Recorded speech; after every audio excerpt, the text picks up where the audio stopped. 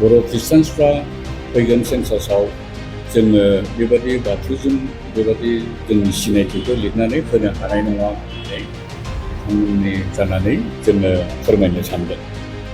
थ' बेवहाय सासे ख्रिस्टियाना जायहा जिसुखौ फोथायनानै ख्रिस्टियान जाबाय बियो जुदि बाथौ लिरोब्ला बे बाथौयैनो बियो थानाय जागोन।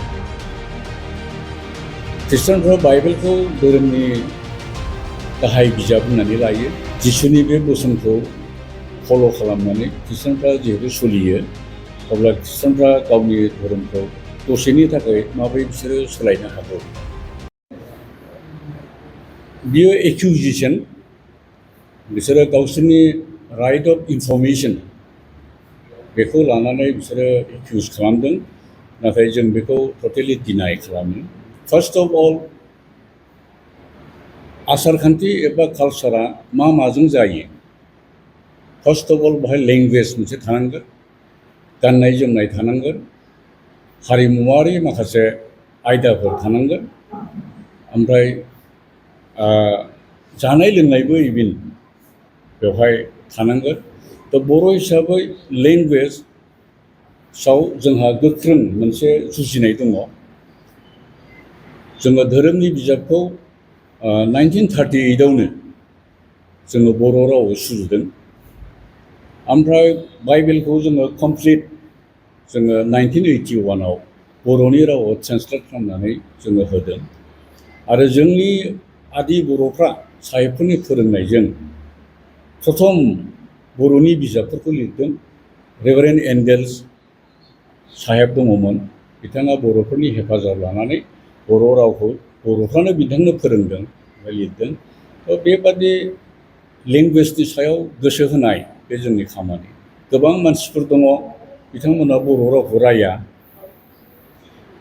बिथांमोना बर'खौ रायनांगौ, बर'नि मोनसे कालसार बियो।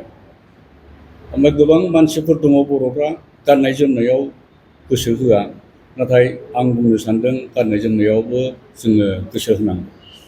ओमफ्राय कालसारखौ जोङो मिथिहोनांगौ, जोंनि कालसारा मा, मोसानाय गाननाय जोमनाया मा।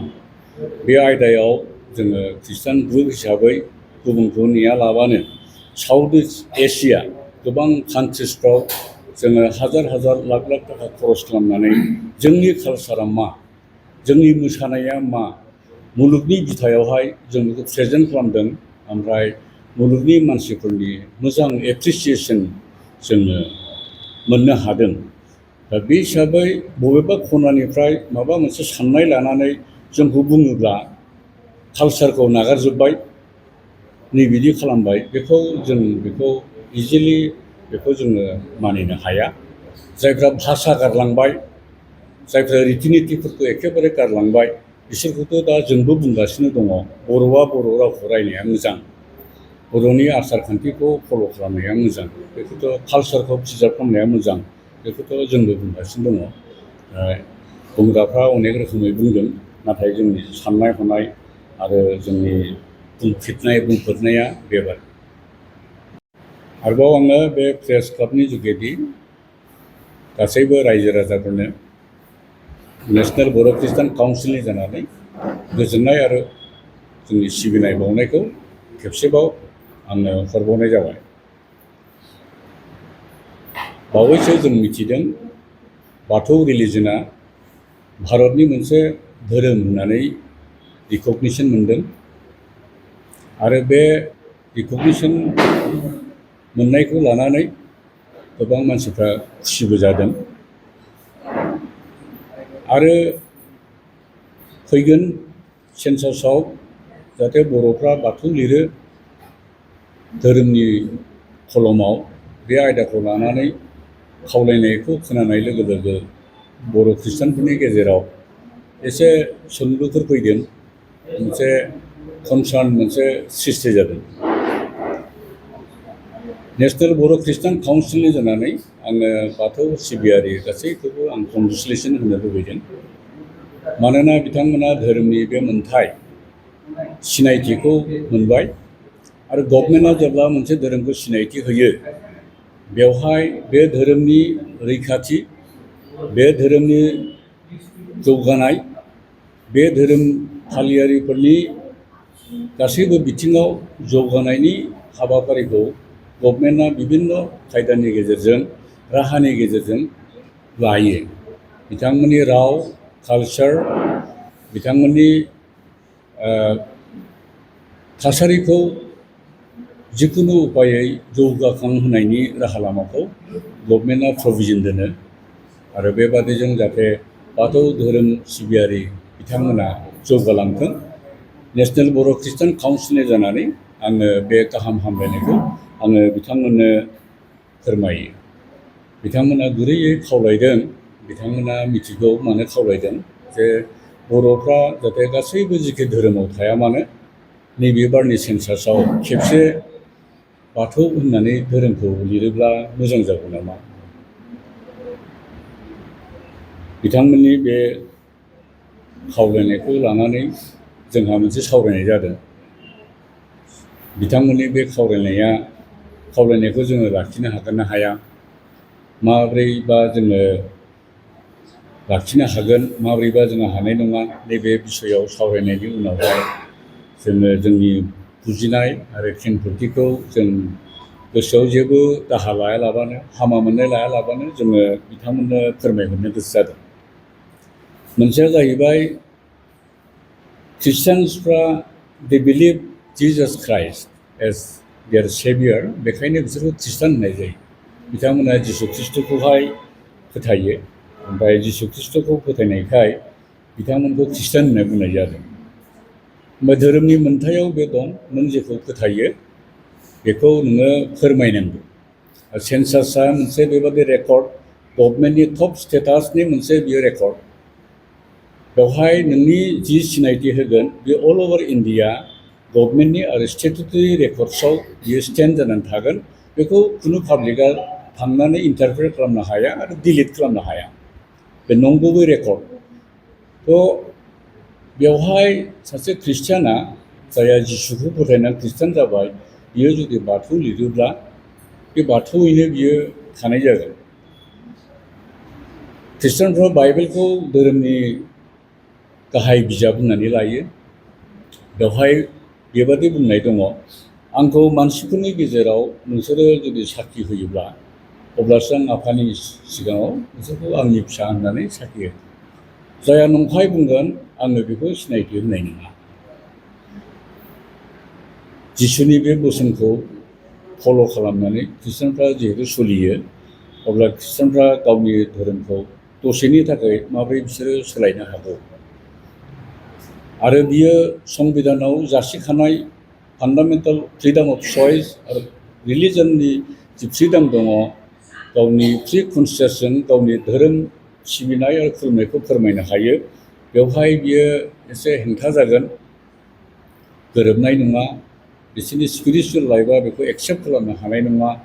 नैबिदि साननानै बर' ख्रिस्टियानसफ्रा फैगोन सेन्सासाव जोङो बेबादि बाथौजों बेबादि जोंनि सिनायथिखौ लिरनानै होनो हानाय नङा होननानै बिथांमोननि जानानै जोङो फोरमायनो सानदों। ओमफ्राय मोनसेया ओरै, बे रेकर्डआ एकदम स्ट्रं रेकर्ड जागोन, पाब्लिकआ बेखौ डिलिट खालामनो हाया। दसेनि थाखाय लिरब्रबनानै अखानायै गिर्जा हाबबाय थानाय ख्रिस्टानफोरखौ सानसे बेलासे गभर्नमेन्टनि एजेन्सिया चेक खालामफैयोब्ला बिथांमोना फिजिकेलि गिर्जायाव हाबो, जिसुखौ फोथायो, देट मिन्स दे आर ख्रिस्टियान्स। नाथाय बिसोरनि रेकर्डआ इण्डियाननि हायेस्ट अफिसाव दं जाबाय बिसोरो बाथौ। होमब्ला गभर्नमेन्टनि धर्मान्तरणनि जि आयेनावहाय दा जौगाबोगासिनो दं सरकारा, बेवहाय बिसोरखौ हमगोन, नोंसोरनो बुंदों बाथौ, माब्ला नोंसोरो ख्रिस्टान जाखो। गभर्नमेन्टनि आयेना बिथांमोनखौ दोषि खालामदों। नोंसोरनि बुंनाय मथे नोंसोरनि रेकर्डआ बाथौ, नाथाय दिनै नोंथांमोना ख्रिस्टान जाबाय, माब्ला जाखो। ओमफ्राय गभर्नमेन्टआ गावसोरनि कनभार्सननि होखाजानाय माखासे आयेननि फेमिलि ख्रिस्टान दङ, बिसोरो गासिबो बाथौ लिरजोब्बाय, खिन्थु बिसोरहा गिर्जा गोगोम दङ, ओमफ्राय गिर्जायाव बिसोर हाबबाय थायो।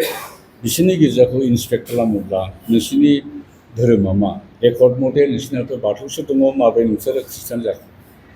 आयेननि दहायाव बिथांमोना दोषि जागोन।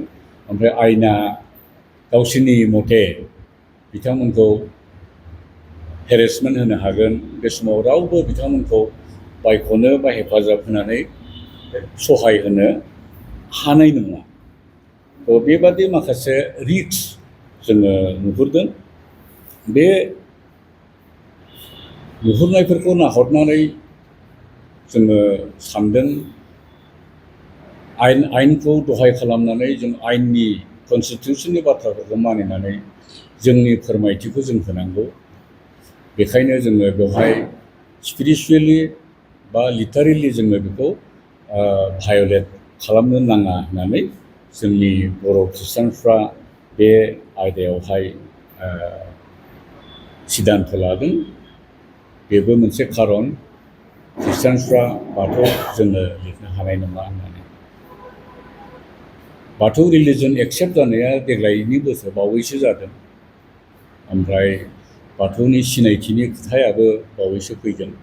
नाथाय खृष्टानफ्रा बर'फ्रा 100 इयार्सनि बारा जालांबाय। बिथांमोना खृष्टान धोरोमखौ संबिधानिक आधारजों लानानै खुलुमनाय सिबिनाय मोनफ्रोमबो बिथिङाव बिथांमोना जगदान होदों। 100 इयार्सनि बारा जालांबाय। जाथि हिसाबै मोनसेबो बिसयाव बिथांमोना उन जायाखै। बेखायनो बिथांमोना बे लेगेसिखौ कन्टिनिउ खालामगोन आरो जाथि माहारिनि थाखाय मावनांगौ मोनफ्रोमबो खामानिखौ जेरै मावबोदों बेखौ मावबाय थागोन। इन टार्म्स अफ लेंगुवेज गोदोनिफ्रायनो मावबोदों। जोंनि लिटारेचारफ्रा बर'नि रावाव जों दिहुनो। In terms of culture, in terms of education, in terms of physical बा मेडिकेल हिलिं सार्भिस जेसेबां हागौ एरै माहारियारि जौगाखांनाय खामानिफोरखौ जेरै गोदोनिफ्राय मावबोदों जोङो बेखौहाय कन्टिनिउ जोङो मावलांगोन आरो धोरोमनि बेलायाव जोङो जोंनि खुलुमनाय आरो सिबिनायखौ लाखिबाय थागोन होननानै जों खौसेयै फोरमायनो होननानै बे खाबुखौ जोङो दिनै लाबाय।